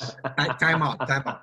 Peraí. Vamos fazer uma via de dois caminhos aqui, né? Peraí. O meu ponto era, existe uma literatura de baixa qualidade sendo consumida e existe produtos culturais de boa qualidade sendo distribuídos de outras formas. Se a gente só ficar olhando pela quantidade... Pornhub. Se a gente ficar só olhando para a quantidade de livros que as pessoas estão consumindo, a gente está se enganando. O outro ponto é, a qualidade dos 50 Tons de Cinza como obra de literatura é uma porcaria. O benefício que ele trouxe para a vida sexual da mulher média americana é absurdo. É muito. Aqui, ó. Aqui eu quero falar também. Deixa a Raquel falar. Explica todo esse sucesso, é isso, gente. É um livro que faz sucesso com uma geração de mulheres que acham que, tipo, foi ensinada que é meio que errado ser puta. E aí, tipo assim, se envolve. Não, errado ser submissa, hein? Livro. Errado ser submissa. Acho que não é nem ser puta. Acho que a mensagem errada é ser submissa. É errado ter vontade sexual. Não. O movimento feminista é meu corpo, minhas regras, não é não, e não tem meia palavra. Nisso eu tenho que concordar com o Rony. A mensagem, e ó, também vamos lá. Não li o livro, mas eu vi uma boa parte do filme. E assim. Se tá alguma coisa errada ali, a mensagem cara, a mulher ali, ela assume um papel completamente submisso e gosta do homem idealizado ali como sei lá. Mas assim, o ponto pra mim... Não, é muito mais grave que isso. Ele paga... Não, mas assim, na boa, galera, vocês estão criticando um livro que vocês não leram, cara. Não, mas calma aí, gente. Muito mais grave. Até pra te voltar. Calma aí. Renato, exerce aí seu poder de mutar. Não, agora vamos falar um negócio. Eu só vou discordar um pouquinho do Carlos, porque eu acho que tem um fundo correto no que você está falando, que é antes de entrar no feminismo. Eu já tomei os esporros, então estou falando o que eu já ouvi. Tem uma questão anterior a esse negócio de submissão, que é talvez em grande parte um pouco do que você ouve no feminismo, porque a submissão da mulher a um homem é um aspecto muito forte em sociedades cristãs, tipo a nossa, tipo protestantismo, etc. E aí talvez tenha, de fato, um pushback, né? Tipo um feminismo reagindo de forma contrária a essa submissão. Por outro lado, e isso já sei que vocês vão rir, porém coisas que eu já ouvi de pessoas informadas no universo, ou seja, ouvi de amigos, amigos, né, com X. Amixes. Eu nunca sei amigues. Tem outras questões aí que são referentes a tipo uma subcultura que é de bondade e sadomasoquismo, que é completamente diferente. Os contratos que existem de submissão, não sei o que lá, é totalmente fora do que quem não está dentro dessa subcultura entende como sexualidade. Assim, o pouquíssimo que eu sei sobre isso, e eu, enfim, piadas à parte, um amigo meu. É que, não... É tudo uma questão de, tipo, as pessoas aceitam aquilo que elas gostam de fazer e existe um acordo super específico, super bem desenhado, detalhado, do que cada um aceita, do que são as barreiras de cada um, é um negócio super respeitado. E, sim, assim, dizem, né? E a questão da submissão, inclusive, faz parte do fetiche. Eu vou, tipo, alguém pode fechar a câmera do Rony aqui, porque eu fico olhando pro Rony e não consigo ficar sério, falando uma parada que é séria, é importante, Rony. Enfim, é isso. Eu acho que a ideia ia fazer uma intervenção e ia terminar de falar alguma coisa, mas a questão de submissão faz parte de uma subcultura que tem suas regras próprias. Uhum. Enfim, e que estão mal eu acho que retratados. a minha intervenção que eu queria fazer é que a sociedade de BDSM, né, que é de bondage, sadomasoquismo, eles fazem uma crítica bem dura ao que é retratado em 50 Tons de Cinza, que, na verdade, a forma como BDSM é retratado em 50 Tons de Cinza é bem diferente do que realmente é na verdade, porque em 50 Tons de Cinza realmente o jeito que as coisas são feitas não são muito consensuais em alguns momentos, o que é uma das principais coisas do BDSM. E não tem essa questão de você assinar um contrato gigante, um NDA. Enfim. Eu tô só pontuando e provocando, gente, porque assim, do ponto de vista psicológico, se a gente tivesse um psiquiatra no grupo, essa história de 50 Tons de Cinza eu achei muito pouco trabalhada desse ponto de vista psicológico, porque todos os meus amigos psicólogos se maravilharam com essa história. É um deleite num período feminista como o que a gente vive, você ter um desvio de fantasia como esse, de envolvendo milhões de mulheres. Mas deixa eu só fazer uma sugestão aqui, galera. Peraí. Deixa eu fazer uma sugestão aqui, ó. Eu acho que esse assunto aqui, ele dá muito pano pra manga. A gente vai ficar aqui há 4, 5 horas discutindo isso. Eu acho que vamos voltar pro livro. Minha questão o próximo livro que a gente for escolher, escreve um livro. 50 Tons de Cinza. Vamos ler. Não 50 tons, mas vamos ler um livro sobre sexualidade. Eu acho que a Raquel queria falar alguma coisa. Deixa ela falar o que ela queria falar. Eu vou deixar aí rapidinho. Peço perdão, mas eu vou deixar aí porque eu fiquei curioso, eu não consegui ver a série, porque nos 2 primeiros episódios já fiquei puta que pariu, não dá, mas eu fiquei curioso para ler o Conto da Aya. Cara, eu não consegui ver a série porque, enfim, achei eu consegui ver a série porque passo mal com a violência. Não, o que eu ia falar era só o resumo do ponto da Andrea. É que o sucesso dessa literatura de baixa qualidade para essas senhoras vem da repressão. Elas se soltam nos livros por causa disso. É isso. Não, isso eu queria falar, cara. Foi direto no ponto. Isso existe por causa da repressão. Isso, cara, não importa a mensagem. Se tem, o resultado é um monte de gente quer ver. Cara, não tem juízo de valor nisso. Isso, Não, eu vou um pouquinho mais. A repressão. Aqui teve um monte de juízo de valor, tá? Gente, que eu tô querendo levantar. Eu acho o livro uma merda. Independente do que a gente fale aqui, se é de boa qualidade, se é feminista, se é BDSM, se respeita a regra, se é politicamente correto, se não é, não importa. Muita gente quis ver e gostou. Esse é o resultado. E isso mostra, acho que é um pouco do que a Raquel tá falando.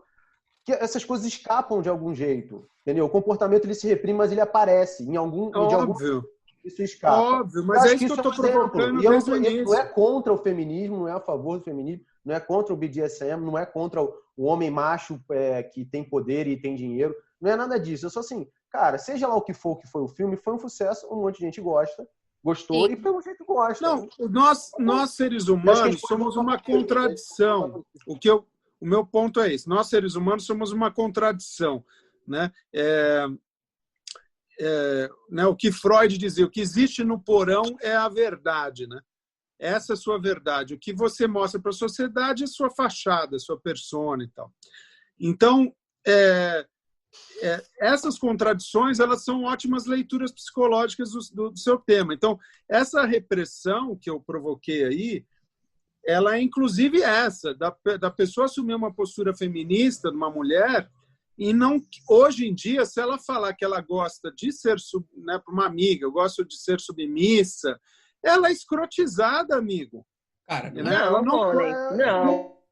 Nossa, mas que eu tenho de amiga que já na minha frente da outra menina, quando a outra menina foi falar, falou, nossa, você gosta disso? Eu acho que eu não falaria. Eu acho que é um tempo antes. Eu acho que nem chegaria a falar isso por uma questão de tabu de sexo e não é por causa do feminismo. Acho que tem. Assim, se vocês querem continuar esse assunto, a gente desencana. Segue nesse assunto. Vambora. Eu queria puxar pro livro. Só para corroborar o que a Andrea falou lá no início, que eu devia um pouco falando que anos 2000, internet, da qualidade, acho que não é o ponto. Acho que mostra um gráfico depois na sequência, que é a quantidade de violões adquiridos. E, cara, e ali eu acho que é matador em cima do que o André tá falando. Assim, uma sociedade que tem mais tempo para pensar em arte e se comprar um violão, cara, ela tem mais tempo disponível para se. Então ela tá evoluindo, né? Tipo assim, ela não tá tendo que trabalhar para comer, ela não tá tendo que ficar na rua pedindo dinheiro. Então, acho que tudo bem, de repente o da leitura não diz muita coisa, pode estar maquiado, mas o de comprar violão, eu acho que para mim ele é matador, velho. Assim, foi me sensibilizou mais do que a questão dos filmes. Também cara, acho, tem alguns dados aqui que eu acho que a gente está passando reto, que são importantes. O acesso à água potável subiu de 58% para 88% da população mundial. Não, tem vários. Mas acesso à água é legal, porém violão. Porra. Não, então, não, mas olha só. Aí cara que compra violão, o cara já tá bebendo água há muito tempo. Não, exatamente. Esse é o ponto do Roslin, cara. Aí esse é o ponto do Roslin. Aquele ponto que a gente fez mais cedo, sobre a gente reportar uma coisa boa como se fosse ruim e uma coisa ruim como se fosse boa. Se esse violão é utilizado para tocar Legião Urbana em rodinha de fogueira, eu acho negativo. Ok, tá bom. Então a gente tem que moderar a compra, a venda do número de violões, enfim. Pela quantidade de gente ouvindo e tocando, reproduzindo Legião Urbana. Censurar as revistinhas coquetel, né? Sei lá, aquelas revistinhas que tem partitura de música. Não pode. Não tem que tirar a Legião Urbana delas, então. É isso. Eu tenho que até checar esse número, porque tem duas empresas de guitarra famosérrimas, a Gibson e a Fender, que estão em recuperação judicial por falta de venda de instrumento. Então, eu não sei se isso é só para o caso do violão, precisava dar eu não acho sei legal, mesmo. Acho muito legal você trazer esse contraponto, Ronei. Mas o gráfico que ele mostra aqui, ele mostra que em 62, o número de guitarras por milhão de pessoas era 200. Guitarras não, violões. O número de violões por milhão de pessoas, por milhão de pessoas era... E o número de guitarras hoje, ou 2014, por milhão de pessoas é 11 mil. Não é pouco o crescimento. O crescimento, ele é, assim, chocante. Todos esses números que são diminuição das coisas ruins e aumento das coisas boas, eles são gritantes, eles não são sutis.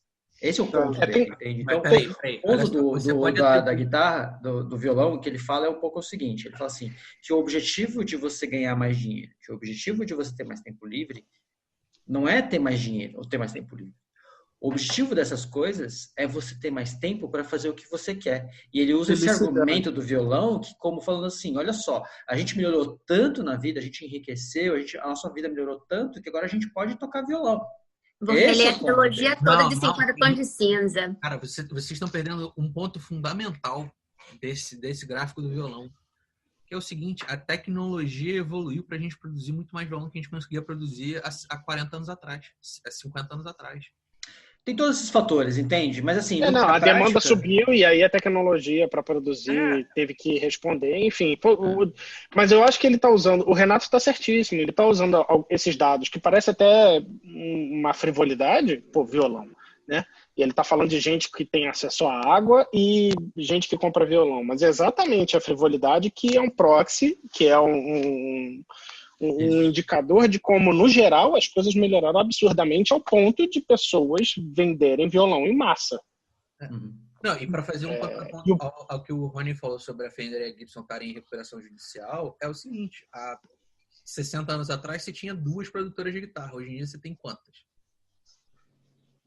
Sim, pode ser também. A quantidade de marca chinesa produzindo violão, as Fender e Gibson são marcas excelentes, porém mais caras necessariamente. Né? Se você quiser eu acho que, inclusive, é um componente da popularização do violão, mais gente produzindo mais barato e empresas que vendem mais caro começam a perder espaço no mercado. Mas isso é uma questão mais do Renato. Hoje em dia você entra em qualquer loja de música você tem Yamaha, Epiphone, Gibson, Fender, Marshall, Martin... E você vai fazendo assim, uma lista. E são violões mais ou menos ali do mesmo calibre, na mesma qualidade. Né? Se você quiser. Não vou me entrar muito no detalhe a gente está avançando aqui no tempo. Eu só queria fechar. Desculpa, Gabriel. Não, a gente não entrou nem no capítulo 2 ainda. Então, eu queria fechar esse capítulo. Então, basicamente assim, ele mostra como o mundo está melhorando, mas mesmo assim existe uma tendência a gente ser negativo, né? Que ele chama do negativity effect. E aí ele vem falar que ele tá avaliando as causas disso, né? Ele está fazendo ali umas suposições de por que isso acontece. E aí ele dá 3 causas principais, né? Ele detalha um pouco mais, mas ele fala, podemos agrupar em 3, que é uma nostalgia, né? Que ele chama de misremembering of the past. Então, que na verdade é um tipo de nostalgia. É um selective journalism, que é um pouco que o Rony estava falando, né? De que que vende a notícia ruim. E o terceiro é que... Botou os ativistas aí no meio também, não sei se botou aí, ó. E tem a questão política, né? Sim, tem o ativismo político, que faz com que você divulgue as notícias ruins para poder salientar os seus argumentos, né? Seja lá quais forem. E o terceiro é que ele fala um negócio que eu achei interessante, porque esse segundo, do jornalismo seletivo, a gente meio que já tinha ouvido falar. Né, que o que vende é notícia ruim, aqui agora, e coisas desse tipo, né? A nostalgia também, ele é meio anetódico, mas assim, é uma coisa que a gente já conhecia. O terceiro é uma coisa nova para mim, eu não sei para vocês, que ele fala o seguinte, que é ruim ou difícil falar que as coisas melhoraram quando as coisas ainda estão ruins. É meio se sentir isso foi uma coisa legal, eu pensei, né? Foi uma coisa nova para mim, eu falei, legal. Não, porque é muito... se a gente for para um exemplo que é muito próximo, assim, falar, por exemplo, de violência sexual. O número de casos de violência sexual denunciados aumentou. Beleza. Aumentou o número de denunciados, significa que aumentou o número de pessoas que estão sendo provavelmente investigadas por isso. É ruim? É péssimo. É péssimo que você tenha... crimes sexuais acontecendo à torta e à direita. Mas agora você olha para um lado, para o ano passado, quando a mesma quantidade de crime aconteceu, talvez mais, e metade foi denunciado. É melhor ou é pior? Obviamente o ano anterior foi pior. Só que é muito ruim você falar de um dado tão pesado dessa forma. A gente esquece que não ter uma notícia não significa que o crime não aconteceu. A gente pode explorar bastante coisa aí. Eu não quero polemizar isso, senão a gente não vai para o próximo capítulo. Acho que os números do Covid é uma coisa que dá para explorar e pra caramba, né? Tipo assim, a gente hoje entra numa questão de normalidade, tem um monte de gente morrendo ainda, né? Se a gente parar a pensar em como isso estava sendo reportado lá no início da pandemia, parecia muito mais absurdo, né? Hoje em dia a gente meio que normaliza e a vida segue, mas eu acho que tem essa questão. Mas eu acho que a mensagem aqui, cara, eu achei bem do caralho isso aqui que o cara falou, porque é como assim você se sentisse vergonha, né, de ser otimista num cenário, é quase como se você tivesse que se calar, e eu acho que isso é um pouco da mensagem do livro, né, que alguém fez a pergunta no início, cara, o que a gente faz para falar das coisas boas? Eu acho que é ler esse livro, por exemplo, ou escrever livros que nem esse, porque é exatamente isso, a gente acaba se sentindo vergonha de falar coisas boas, enquanto as coisas ruins ainda estão acontecendo. Só que não vão parar, né? E aí é foda. Então, por causa disso, a consequência é não falar das coisas boas que acontecem. É exatamente esse ciclo vicioso que a gente fica. Você se sente uma vergonha, ou como ele fala aqui, né, heartless, de falar de uma coisa legal, de um número que melhorou, num cenário onde as coisas ainda estão ruins. Então, você tem que esperar as coisas ruins acabarem no mundo para falar de uma coisa boa. Isso nunca vai acontecer. Então, tá certíssimo. Esse é um ponto importante, porque existem... Enfim, a academia é um mundinho em si próprio, né? Mas existem muitas discussões, até em política, saindo da academia, da galera que fala, não, as coisas estão muito melhores, para a galera que fala, isso é um absurdo, olha essa pessoa aqui passando fome, como é que você fala que as coisas estão melhores? A gente volta para aquela questão que o Renato adora das narrativas, mas tanto o pessoal que discute desenvolvimento como questão até de política Tem, enfim, eu acho que isso tudo cai dentro do jornalismo seletivo, que não é só jornalismo seletivo que o Roger fala, né? É o reportar seletivamente, né? De acordo com o que beneficia, sei lá, o seu ativismo, enfim, o seu negócio, que é publicar notícias, enfim. Que é exatamente esse negócio de se recusar a falar que as coisas estão absurdamente melhores hoje, porque ainda tem gente mal. Eu acho que o ponto que o Carlos levantou é importantíssimo, ainda dentro do tema do livro. Tem vários temas que ele nunca fala muito, mas estão coisas que estão aí subentendidas. Esse é um deles. Tem um fundamental que é a última coisa que ele fala no capítulo, que é sobre a glorificação do passado. Que é... Sim, que é a nostalgia, né? Não só a nostalgia. É você olhar para o teu passado e falar assim, cara, o melhor exemplo que eu posso te dar é o exemplo que eu acompanho aqui. Cristóvão Colombo. Foi o cara que descobriu a América, foi o cara que chegou aqui. Também foi o cara responsável pelo genocídio de sabe-se lá quantos milhões de nativos. Aí todo mundo só foca... Primeira epidemia de cólera nas Américas. Se você leu Diamond, aí você vai ver que não foi culpa do... Cara, não é culpa exclusiva, mas ele tem um pezinho ali. E aí o ponto é, ninguém faz o balanço do... foi o cara que descobriu a América, também foi o cara responsável por isso. Ou foi o cara que descobriu a América, se você for um conservador mais à direita, ou é o cara que matou um porrilhão de índio, se você tiver um pouco mais à esquerda. Ninguém faz os dois. Ele trouxe um puta de um benefício. Eu tendo... calma aí. É que no caso aí, eu entendi, só acho que o exemplo foi meio... podia ter sido melhor, porque realmente é muito indireto a ação dele. Ele levou os vírus de milhares de anos, né, adquirido enfim, de ter animais para os índios que não tinham esses vírus, né? Ele nem sabia que ele tinha isso. Mas eu entendo o que você está falando. A gente tem uma dificuldade muito grande de pôr o lado bom e o lado ruim. Por exemplo, eu vou dar uns exemplos bem cruéis e outros nem tantos. Aqui em São Paulo, foi o Paulo Maluf que proibiu o fumar cigarro dentro de restaurante. Como é que ele fez aí? Conta pra gente, Rony, como é que ele fez?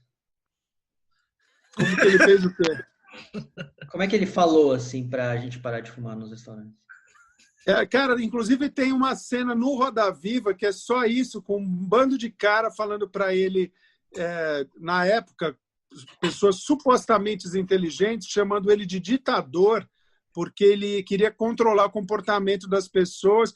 É um vídeo maravilhoso dele no Roda Viva de 3 minutos falando assim, vocês estão completamente enganados. E vocês não têm o direito de tirar a vida de um garçom, de uma outra pessoa. Já é assim em Nova York, já é assim no resto do mundo. Vocês que são uns atrasados. É um vídeo maravilhoso. Veja só, do Paulo Maluf fazendo isso. Agora, uma outra coisa horrível, muito mais polêmica, né? Não vou nem ver o vídeo depois dessa imitação aí, cara. Não tem a menor necessidade de ver qualquer coisa. O Maluf ao vivo, porque o Rony já trouxe ele pra gente. O IBM, cara, essa já é muito mais difícil de ver, né? Mas surgiu no nazismo, né? Assim, com o catálogo dos prisioneiros que surgiu. A gente hoje está provavelmente tendo essa conversa via Zoom por conta de um genocídio bizarro nazista, uma tentativa de estar relacionado, né?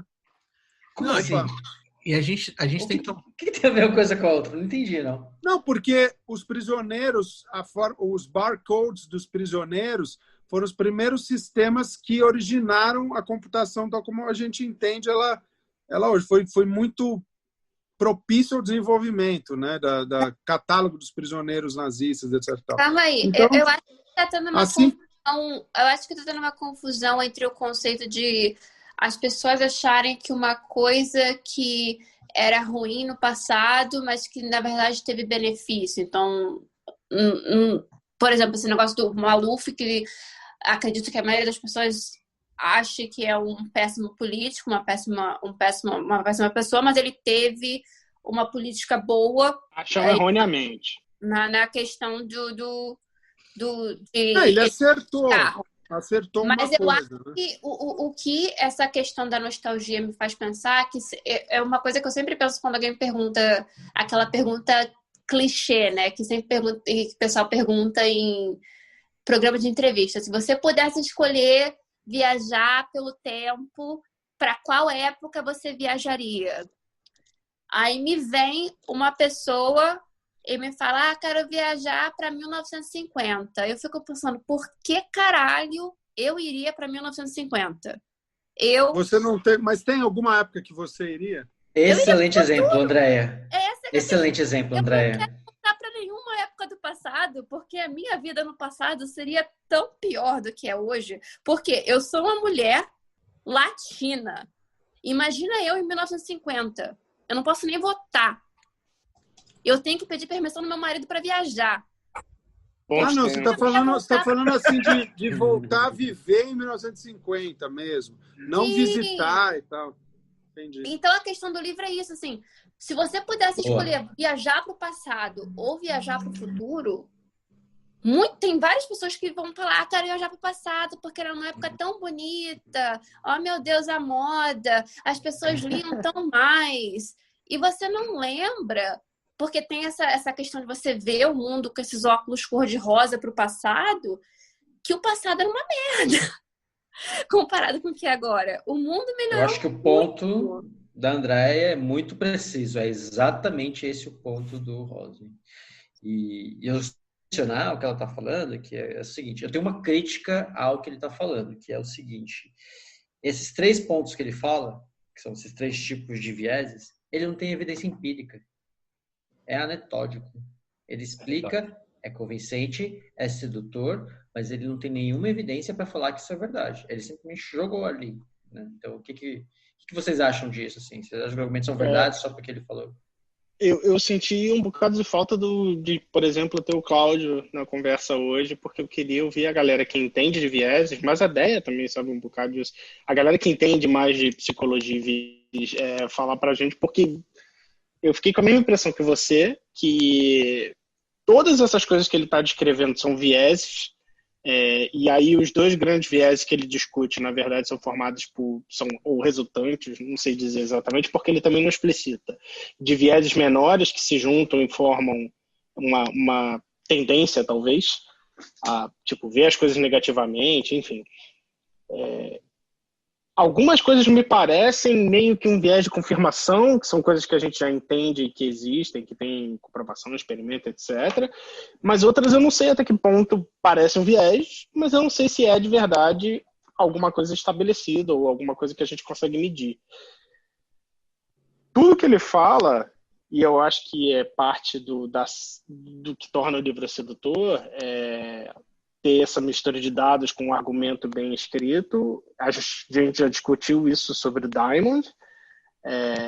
Torna a leitura mais atrativa, torna o argumento mais convincente, mas não torna o argumento mais necessariamente verdadeiro. Eu não sei. Eu não entendo o suficiente. Me parece legal, me parece uma história bonita e, de fato, algumas coisas, até onde eu conheço, são inegáveis, que melhorou e não está tão ruim quanto a gente acha.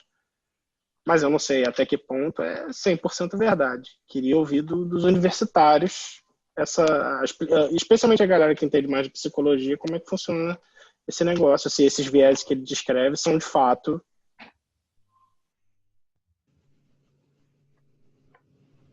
A última parte cortou, não ouvi. Qual parte? Se eles de fato existem. Existem, tá. Então, acho que o único viés que ele tá falando aqui nesse capítulo é o viés de negatividade, que é basicamente que as pessoas dão mais peso a coisas negativas. E existem vários experimentos que mostram que isso é verdade.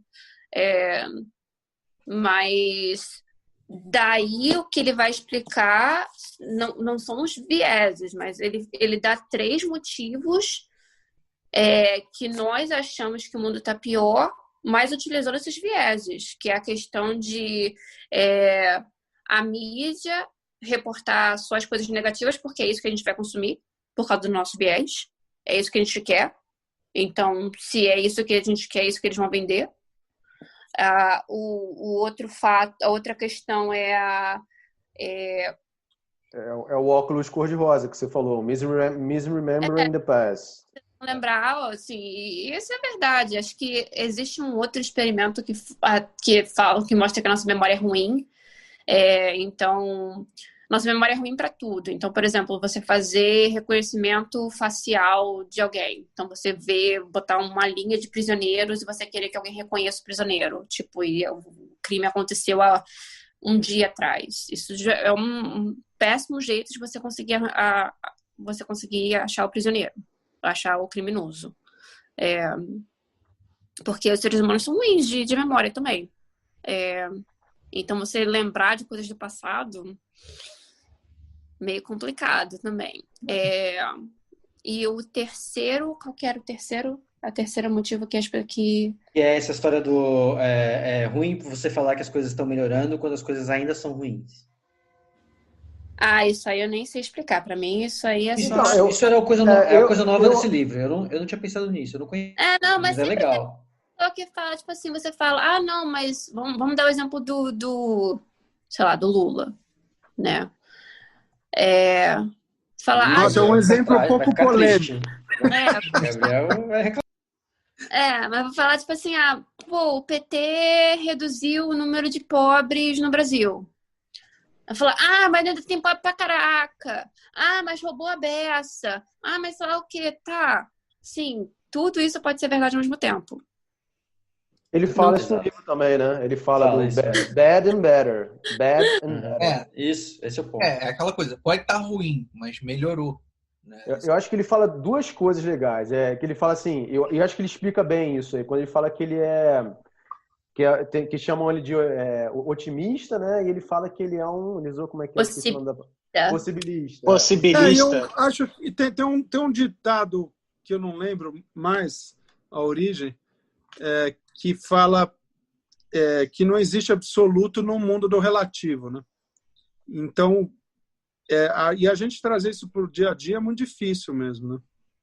Não, mas assim, então, isso que você está falando de enxergar tudo com esse viés neutro, de enxergar o que aconteceu de bom, o que aconteceu de ruim, ele é muito difícil, ainda mais em tempos de polarização, né?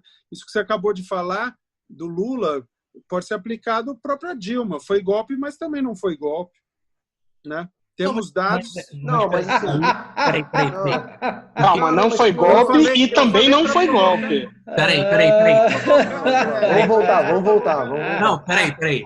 É que tem uma diferença em termos absurdos. Seu golpista! O Rony estava guardando essa para lançar assim e causar... Hoje eu estou buscando provocação da André. Não, mas é porque os fenômenos acontecem simultaneamente. Isso que eu quero dizer, em qualquer âmbito que a gente buscar. Em qualquer âmbito você vai encontrar um negativo e um positivo, né? E eu acho que a busca de uma razão lógica, ela, de certa forma, tem que ser por aí. Você tem que entender quais são os benefícios e malefícios de todos os acontecimentos históricos e conviver com isso da melhor forma. E aí, tudo bem, você pode falar, prefiro isso, eu prefiro aquilo, mas sabendo... Peraí. Eu acho que o Rony... O seu ponto de relativização, cara, o livro, ele é diretamente contra essa relativização, tá? Ele torna os argumentos muito limpos, muito cristalinos, e os dados são muito claros. Então, tipo, não tem espaço para relativizar dessa forma. Não, mas é que você está falando sobre uma melhora factual das coisas. E isso, nesse caso, sim. É como discutir com terraplanista. Não tem realmente uma... né? Mas... Não tem pra gente que não é. Mas, assim, essa é uma outra discussão. Para a questão da Dilma, do argumento da Dilma, é que esse exemplo específico, as opções são contraditórias. Então, por isso que não funciona para essa discussão. Porque o exemplo que eu dei do Lula é que ele eliminou a pobreza, mas ele era corrupto. Ou seja, isso aqui uma coisa não tem nada a ver com a outra. As duas coisas podem acontecer ao mesmo tempo. Agora, e não se É que eu falei Não, assim, e outra coisa, ou é ou não é. não, o exemplo da Dilma eu dei pessoalmente, porque é uma coisa que eu realmente penso, e aí sendo bem contraditório aqui, porque é óbvio que houve pedaladas, é óbvio que houve infrações, e é óbvio que era uma catástrofe ingovernada.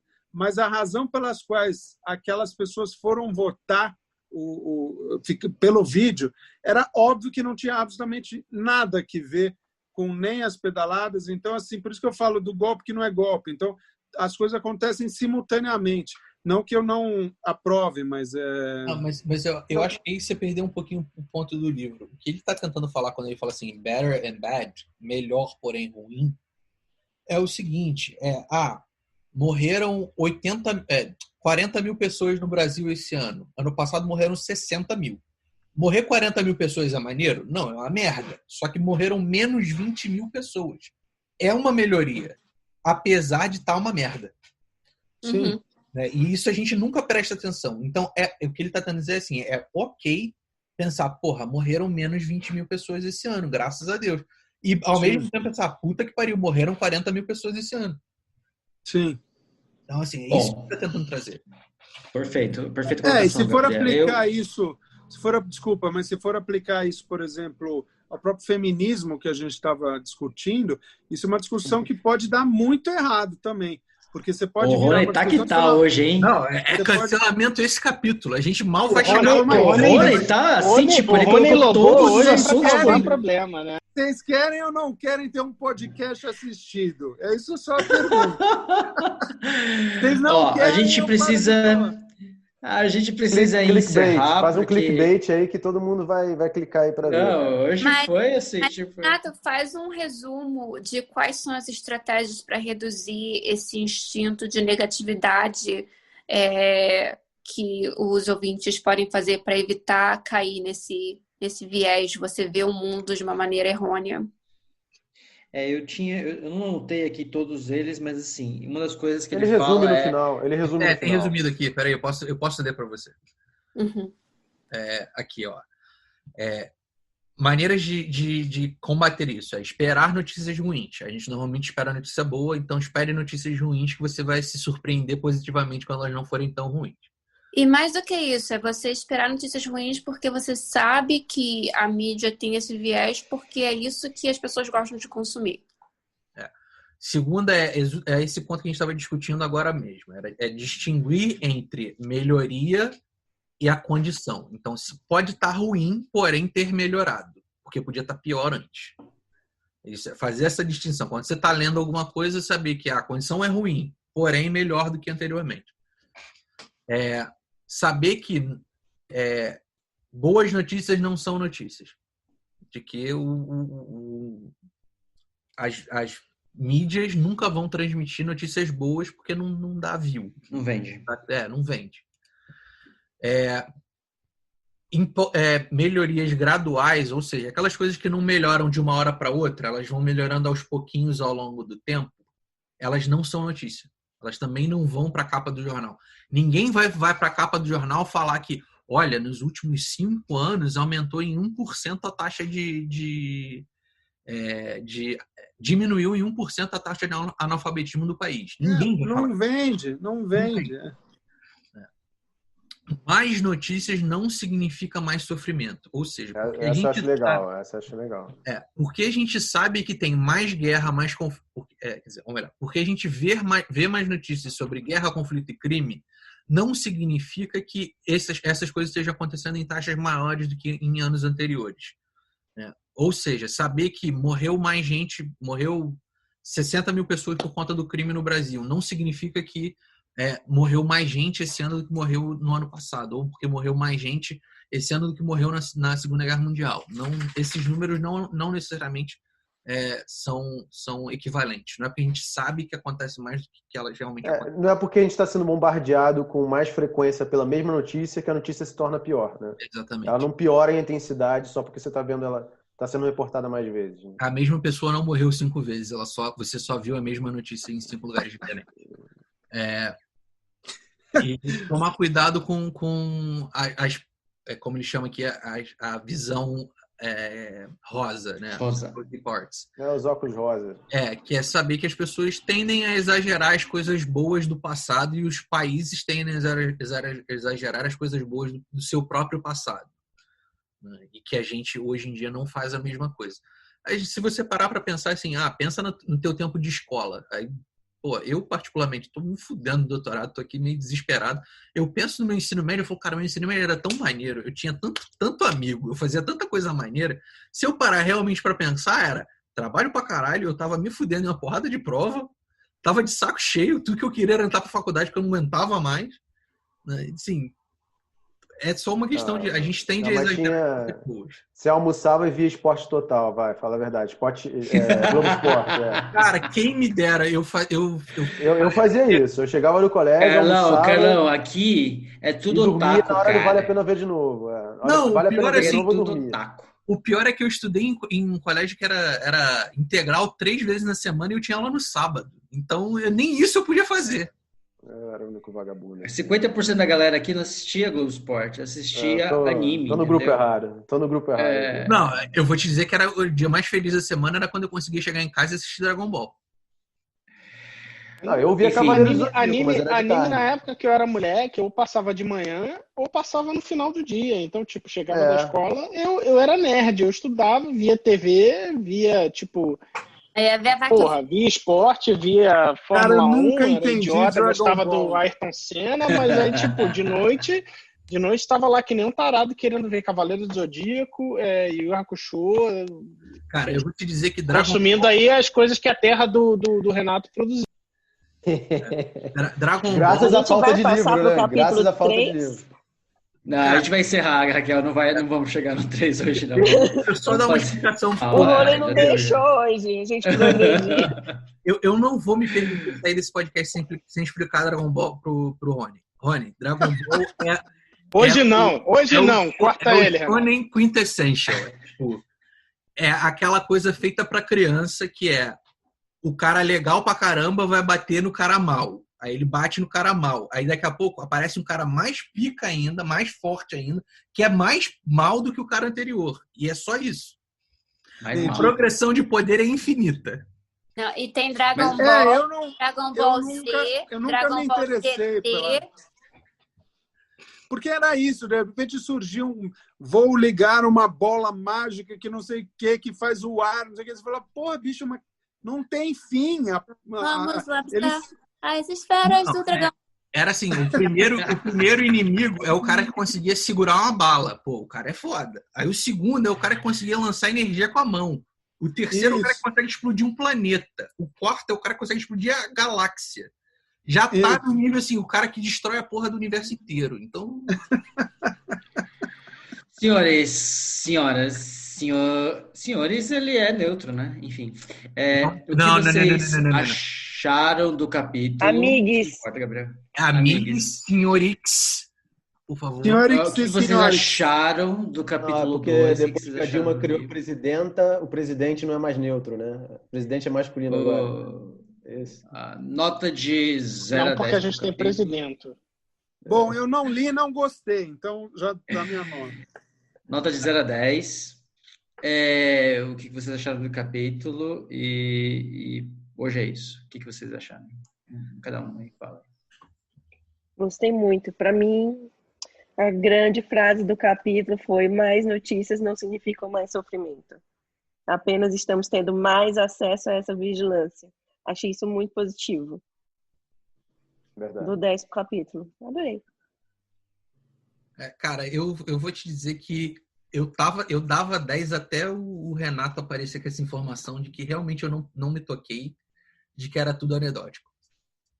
Não, eu observei isso agora também com o Renato, mas eu tô ignorando ele mesmo. Aí caiu. Não é tudo anedótico. Assim, anedótico é você dizer, tem uma pessoa que eu conheço, isso aconteceu comigo. Ele tem dados.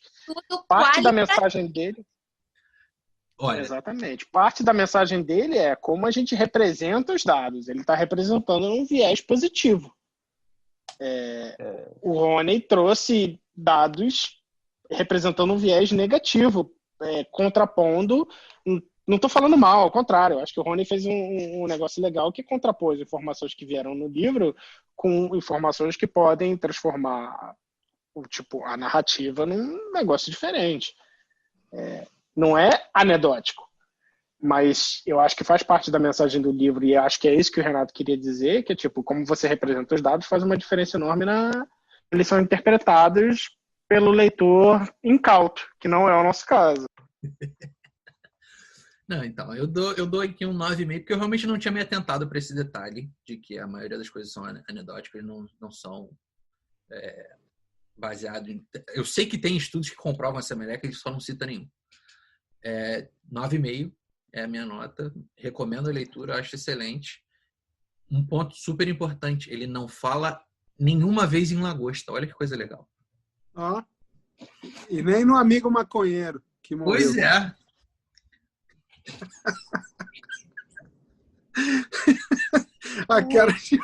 a cara do Renato. Eu acho que o nosso nome poderia ser Leitores Incautos. Gostei, Gabriel. Não, foi o André. Foi o André? Leitores Incautos. Se for uma sugestão ruim, foi o Gabriel. Aproveita aí, André, e já faz sua nota e comentário do livro, desse capítulo. Eu adoro esse livro. Não, a Deia. Eu gosto muito desse livro. Para mim, é um livro que eu entendo a crítica do não tem estudos o suficiente nesse capítulo, mas eu acho que ele mostra dados o suficiente, ele faz o raciocínio lógico. Eu considero isso como uma mistura de estudo qualitativo com alguns dados quant. E eu acho que ele está apresentando tudo de uma maneira bem digerível para a população em geral. E eu gosto muito disso. Não quero que seja um livro que não é acessível a todo mundo, que você tenha que ter um doutorado para conseguir ler, porque você tem que saber interpretar pesquisas. Eu acho que... E ele tá falando de coisas importantes. Eu gostei muito desse capítulo sobre o instinto de negatividade. Eu acho que ele deu argumentos o suficiente para defender a hipótese dele. E eu dou 10.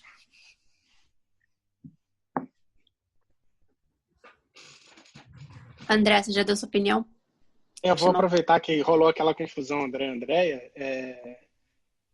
Eu gostei demais, vou concordar com a Deia aqui nesse ponto. Eu gostei demais, eu acho que a mensagem... Acho que já deu para entender a mensagem do livro. É uma mensagem legal. Eu acho que, especialmente, a gente tende a gostar muito, que é uma mensagem de vamos entender melhor o mundo em que a gente vive. E olha que dados legais comprovando que é um lugar melhor do que a gente normalmente imagina. Eu acho que ele tem algumas discussões aí que não estão super claras. São super claras porque ficam subentendidas, não é de malícia do autor. Sobre investir melhor numa compreensão de dados, de estatística. Ele menciona algumas vezes, mas é en passant. Eu acho o livro super legal, ele escreve bem. Eu estou ouvindo o audiobook, o cara que narra também tem um sotaque maneiro, dá para ouvir na velocidade 2 vezes mais rápido e dá para entender, o que é bom. Não, é legal, cara. Enfim. Fantástico, excelente.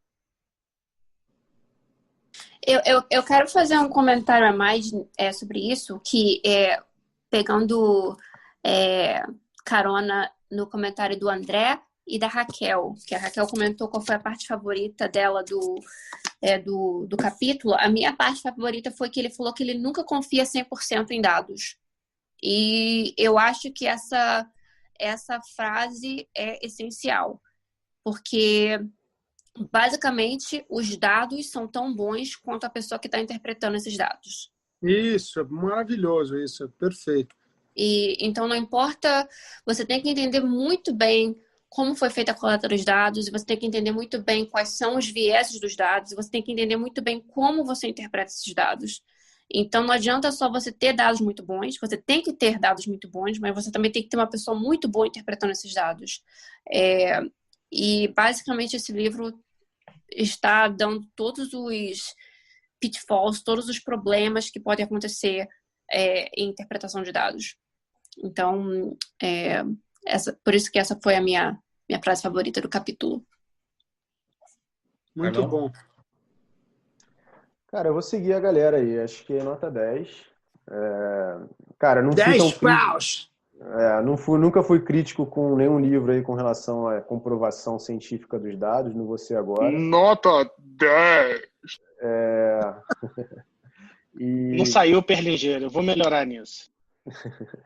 E foi, cara, eu acho que a ideia do livro é sensacional. Eu acho que esse negócio de passar uma mensagem positiva, dar um retrato positivo, né, da história, do mundo, em que ponto que a gente está, eu diria até que é necessário, né, no momento que a gente está vivendo aí de tanta, acho que, né, de bombardeio de notícias ruins, de a gente conseguir entender por que isso é assim e em que ponto que a gente está na evolução, né, eu acho que dá uma visão legal. Outro ponto que ele chamou a atenção aqui, ele criou um nome aí que é possibilista, né? Eu achei legal, não o nome, mas a ideia, porque sempre entra naquela ideia, ou você é pessimista ou você é otimista, né? E como ele fala de ser otimista, né, esse ponto que ele colocou aí, né, desses 3 pontos, você é otimista num lugar que está no meio de um monte de merda acontecendo, um monte de gente morrendo, você se sente mal de falar. E quando ele fala que ele não é um otimista, eu achei legal, ele é um possibilista, porque ele está falando de dados, ele está falando de coisas que realmente estão acontecendo, ele tem como provar isso, e isso não é o ser otimista. Quando você está falando de coisas que estão acontecendo, não é você ser otimista, é só você olhar as coisas por um prisma que não é o pessimista, eventualmente, né? E ele não é o cara errado na história. Eu não sei se o nome é legal, possibilista, mas eu entendi a ideia. Ele podia ter chamado de realista só, né? Porque o realista dá uma conotação de pessimista, né? O realista tem muito lado do pessimista, né? Não, eu não sou otimista, eu sou realista. Tem uma conotação de pessimista. Então, acho que ele tentou inventar um nome diferente, mas eu saquei a ideia. Eu acho que você não é inocente, né? Ele fala, você não é naive, né? Você não é um cara que está procurando as coisas boas num monte de merda. Não, você está pegando coisa real, né? E acho que a ideia do livro é isso. Você está pegando fatos e mostrando que são coisas boas, né? E que a gente está evoluindo. É só a gente olhar de uma perspectiva mais, no caso dele, mais pragmática, né? E não pessimista. Achei legal, bem legal, e tô torcendo para que o livro continue assim. Essa questão de você ver a possibilidade de um futuro melhor. Você vê qual é o possível dentro da realidade. Adicionando ao que a Déia falou e o que o Carlos está dizendo, de fato, a questão do possibilista não é ser realista de fato. Ele discute muito isso, já fica para o próximo capítulo, estou adiantando um pouquinho, ele discute muito você entender como é que os dados funcionam para você dizer como é que as coisas vão acontecer no futuro. A gente também tem uma visão melhor do passado e mais negativa do futuro, e o que ele está dizendo é, você entendendo como é que funcionam esses dados, você entende melhor como é que o futuro pode ser melhor. Por isso também que ele fala que ele é um possibilista, porque ele vê um futuro melhor com base em dados que a gente tem, inclusive do passado, que era... Eu vou ser um pouquinho mais, eu vou destoar um pouquinho da turma, eu dou uma nota 8, porque a questão não é os dados que ele apresenta de que o mundo está melhorando, esses dados são factuais. O meu questionamento, minha crítica está em relação à justificativa, às causas daquilo, né? Então ele apresenta como vieses, esses vieses, talvez eles estejam embasados, talvez não, eu não sei, ele não apresenta as bases dos argumentos dele, são interessantes. A palavra não é anedótico, né? Não é que eles são anedóticos, né? Mas eles dão argumentos e ele não tem nenhuma coisa mais forte para mostrar que aquilo é verdade. Mas são argumentos sedutores, convincentes. Eu acho o livro muito bom, eu concordo. Eu gosto dessa pegada dele, eu acho que está muito bem escrito, mas, né, eu acho importante manter ali como é que é? Confie em todos, mas corte o baralho. É um pouco nessa linha aí. Eu acho que se alguém tiver mais um comentário, podemos encerrar. Semana que vem a gente continua então com o que estava planejado para hoje, né, que era o capítulo 3, mas aí o Ronen apareceu e a gente não conseguiu. Então, Na próxima. Eu queria acabar dizendo o seguinte: Lula livre.